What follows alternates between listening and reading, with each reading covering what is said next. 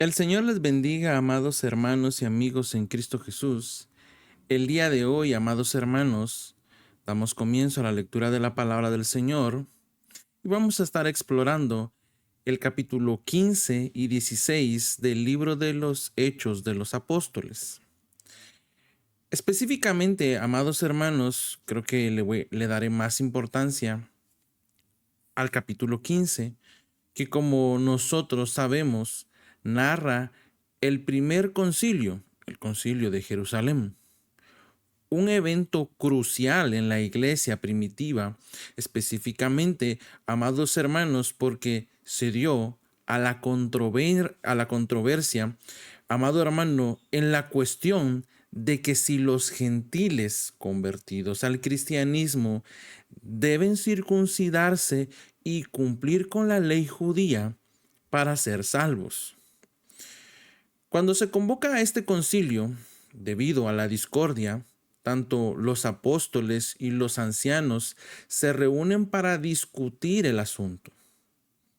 Este concilio es un ejemplo temprano de toma de decisiones colectiva en la iglesia primitiva, donde vemos específicamente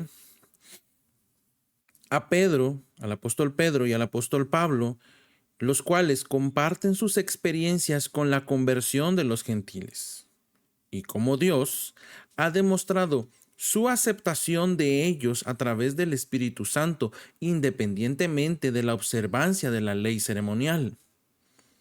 Y también vemos a Santiago, anteriormente, gloria a Dios, en el pasaje, en la lectura anterior estuvimos leyendo el libro de Santiago, hermano de nuestro Señor Jesucristo, el actual, en ese tiempo, era el actual líder de la iglesia de Jerusalén, el cual toma un papel central en la resolución del conflicto, el cual propone una resolución que destaca la gracia de Dios y evita imponer cargas innecesarias a los gentiles convertidos. Como tal, las decisiones del concilio son estas: no imponer a los gentiles convertidos la obligación de circuncidarse o cumplir con la ley de Moisés, pero les insta a abstenerse de la idolatría, la fornicación, la carne de animales estrangulados y la sangre. Como tal, al culmin de este concilio, se envía una carta a las iglesias gentiles, explicando sus decisiones y alentando a los creyentes en Cristo. Como tal, esta carta enfatiza la libertad en Cristo y la evitación de prácticas idolátricas, como también las moralmente perjudiciales. Cuando vemos la recepción de la carta, amados hermanos, la carta recibida con alegría por las iglesias, y Judas y Silas enviados con Pablo y Bernabé fortalecen a los hermanos con palabras de exhortación. Al final de este capítulo surge un desacuerdo entre Pablo y Bernabé sobre llevar a Juan, o sea, a Marcos, en su próximo viaje misionero. Y como resultado, se separan cada uno tomando un compañero de viaje diferente. Amados hermanos, este capítulo es crucial para establecer los principios fundamentales sobre la relación entre los gentiles y la ley mosaica en el cristianismo primitivo, y destaca la importancia de la gracia y de la libertad que tenemos en Cristo Jesús. Amados hermanos, vendremos en palabras de oración dándole gracias al Padre por su favor y su misericordia a nuestras vidas. Amantísimo Padre que estás en gloria, te damos gracias en esta preciosa mañana en el cual nos has concedido elevar nuestros corazones con gratitud y admiración delante de tu presencia, agradeciendo por tu favor abundante y tu misericordia que se renueva cada mañana sobre nuestras vidas. Padre eterno, sabemos que en medio de nuestras circunstancias, reconocemos tu mano amorosa que nos sostiene y nos guía. Padre eterno, también venimos delante de tu presencia, confesando nuestros pecados delante de ti, pidiendo tu perdón, como también nuestra restauración, reconociendo que solo en tu gracia encontramos el camino hacia la salvación, y que sea tu luz divina quien disipe las sombras de nuestra transgresión y que podamos caminar en tu verdad. Padre eterno, intercedemos fervientemente por tus siervos, por tus ministros, evangelistas y pastores, aquellos hombres y mujeres que han consagrado sus vidas para servirte, que sean fortalecidos en su fe, revestidos con tu armadura para enfrentar las batallas espirituales y que su labor sea fructífera en la expansión de tu reino. Padre Celestial, así también clamamos por tu iglesia amada. Ese pueblo, Padre Eterno, que se reúne en tu santo nombre y ha sido limpiado con tu sangre preciosa. Que cada miembro, en su unicidad y en su diversidad, encuentre su propósito en la edificación mutua. Que podamos ser una comunidad arraigada en tu amor, comprometida con la verdad y guiada por tu Santo Espíritu. Padre eterno, te rogamos por cada una de las autoridades, por aquellos, Padre eterno, que has puesto en eminencia para gobernar a tu pueblo. Padre eterno, te rogamos por esos líderes, gobernantes y autoridades, y que seas tú, Padre eterno, que nos venga concediendo líderes justos y también, Padre eterno, que puedan gobernar sobre nosotros no solo con justicia, sino con piedad. Te pedimos por estas autoridades para que sus decisiones promuevan la paz y la justicia, permitiendo que vivamos tranquilos y dedicados a toda piedad y honestidad. Padre eterno, así también en tiempos inciertos, clamamos por tu ayuda, especialmente por nuestros hermanos que se encuentran enfermos, angustiados, atribulados y entristecidos. Padre eterno, sé tú su consuelo, su sanador y su fuente de esperanza. Que ellos puedan experimentar tu presencia cercana en medio de sus aflicciones, porque en muchas ocasiones, aunque tú estás con nosotros, tendemos a pensar que estamos solos.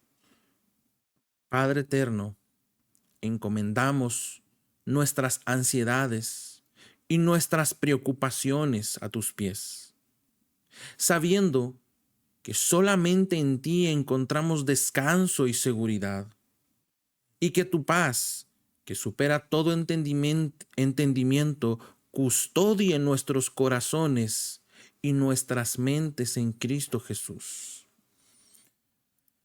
Padre eterno, te damos gracias en esta preciosa mañana. Depositamos cada una de nuestras peticiones delante de tu altar y todo te lo pedimos en el nombre de tu Hijo amado Jesús. Amén y amén.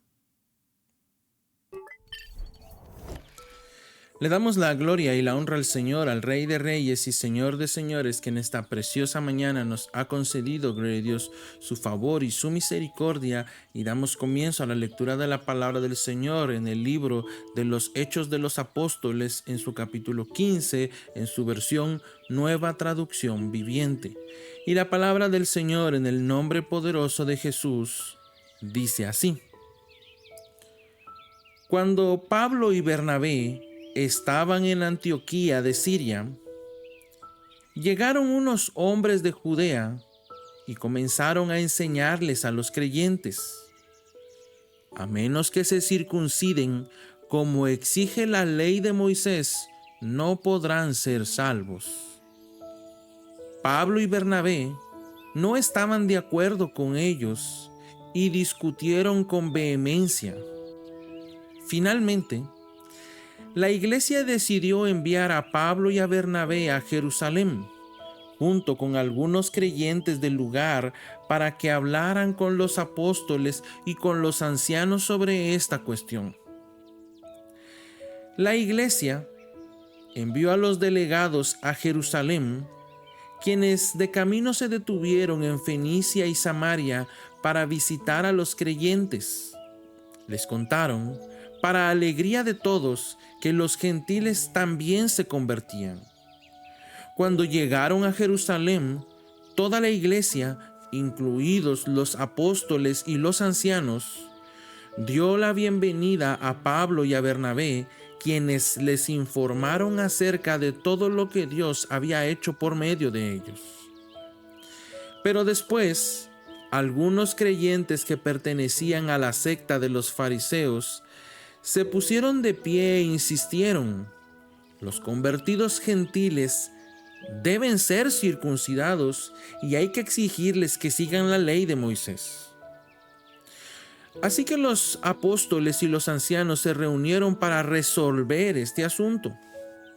En la reunión, después de una larga discusión, Pedro se puso de pie y se dirigió a ellos de la siguiente manera: Hermanos, todos ustedes saben que hace tiempo Dios me eligió de entre ustedes para que predicara a los gentiles a fin de que pudieran oír la buena noticia y creer.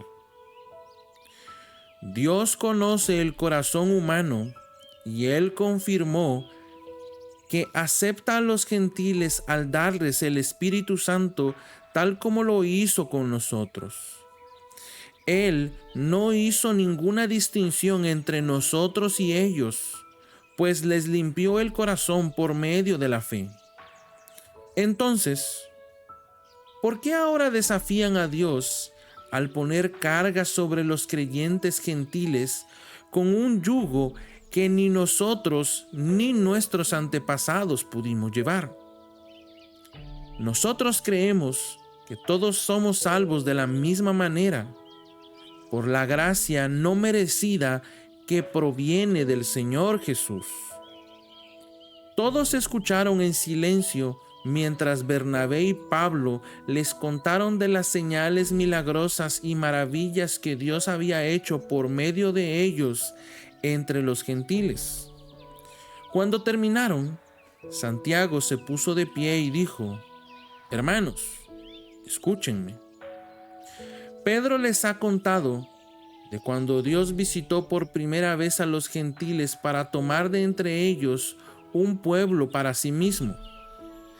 Y la conversión de los gentiles es precisamente lo que los profetas predijeron, como está escrito: después yo volveré y restauraré la casa caída de David, reconstruiré sus ruinas y la restauraré, para que el resto de la humanidad busque al Señor, incluidos los gentiles, todos los que he llamado a ser míos.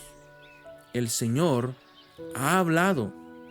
Aquel que hizo estas cosas se dieran a conocer desde hace mucho. Y mi opinión entonces es que no debemos ponerles obstáculos a los gentiles que se conviertan a Dios. Al contrario, deberíamos escribirles y decirles que se abstengan de comer alimentos ofrecidos a ídolos, de inmoralidad sexual, de comer carne de animales estrangulados y de consumir sangre. Pues esas leyes de Moisés se han predicado todos los días de descanso en las sinagogas judías de cada ciudad durante muchas generaciones.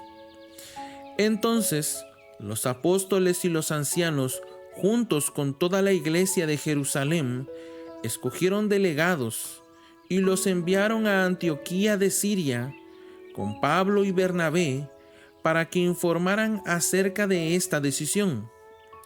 Los delegados escogidos eran dos líderes de la iglesia, Judas, también llamado Barsabás, y Silas. La carta que llevaron decía lo siguiente: nosotros, los apóstoles y ancianos, sus hermanos de Jerusalén, escribimos esta carta a los creyentes gentiles de Antioquía, Siria y Cilicia. Saludos. Tenemos entendido que unos hombres de aquí los han perturbado e inquietado con su enseñanza, pero nosotros no los enviamos.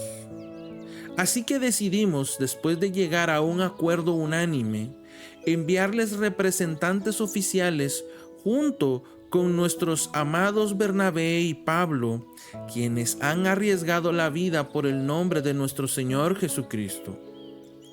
Les enviamos a Judas y a Silas para confirmar lo que hemos decidido con relación a la pregunta de ustedes. Pues nos pareció bien al Espíritu Santo y a nosotros no imponer sobre ustedes una carga mayor que estos pocos requisitos. Deben abstenerse de comer alimentos ofrecidos a ídolos, de consumir sangre o carne de animales estrangulados y de la inmoralidad sexual. Si hacen esto, harán bien. Adiós. Los mensajeros salieron de inmediato para Antioquía, donde convocaron a una reunión general de los creyentes y entregaron la carta. Y hubo mucha alegría en toda la iglesia ese día cuando leyeron ese mensaje alentador. Entonces Judas y Silas, ambos profetas, hablaron largo y tendido con los creyentes para animarlos y fortalecerlos en su fe. Se quedaron allí un tiempo y luego los creyentes los enviaron de regreso a la iglesia de Jerusalén con una bendición de paz. Pablo y Bernabé se quedaron en Antioquía. Ellos y muchos otros enseñaban y predicaban la palabra del Señor en esa ciudad. Después de un tiempo, Pablo le dijo a Bernabé: volvamos a visitar cada una de las ciudades donde ya antes predicamos la palabra del Señor para ver cómo andan los nuevos creyentes. Bernabé estuvo de acuerdo y quería llevar con ellos a Juan, Marcos. Pero Pablo se opuso terminantemente, ya que Juan, Marcos, los había abandonado en Panfilia y no había continuado con ellos en el trabajo. Su desacuerdo fue tan intenso que se separaron. Bernabé tomó a Juan, Marcos, consigo y navegó hacia Chipre. Pablo escogió a Silas y al salir, los creyentes lo encomendaron al cuidado misericordioso del Señor. Luego viajó por toda Siria y Cilicia, fortaleciendo a las iglesias. Hechos capítulo 16. Pablo fue primero a Derbe y luego a Listra, donde había un discípulo joven llamado Timoteo. Su madre era una creyente judía, pero su padre era griego. Los creyentes de Listra e Iconio tenían un buen concepto de Timoteo, de modo que Pablo quiso que él los acompañara en el viaje. Por respeto a los judíos de la región, dispuso que Timoteo se circuncidara antes de salir, ya que todos sabían que su padre era griego. Luego fueron de ciudad en ciudad enseñando a los creyentes a que siguieran las decisiones tomadas por los apóstoles y los ancianos de Jerusalén. Así que las iglesias se fortalecían en su fe y el número de creyentes crecía cada día. Luego, Pablo y Silas viajaron por la región de Frigia y Galacia, porque el Espíritu Santo les había impedido que predicaran la palabra en la provincia de Asia en ese tiempo. Luego, al llegar a los límites de Misia, se dirigieron al norte, hacia la provincia de Bitinia. Pero de nuevo, el Espíritu de Jesús no les permitió ir allí. Así que siguieron su viaje por Misia hasta el puerto de Troas. esa noche Pablo tuvo una visión. Puesto de pie, un hombre de Macedonia, al norte de Grecia, le rogaba: «Ven aquí a Macedonia y ayúdanos». Entonces decidimos salir de inmediato hacia Macedonia, después de haber llegado a la conclusión de que Dios nos llamaba a predicar la buena noticia allí.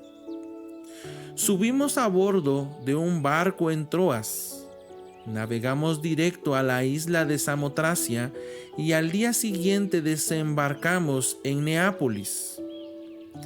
De ahí llegamos a Filipos, una ciudad principal de ese distrito de Macedonia y una colonia romana, y nos quedamos allí varios días.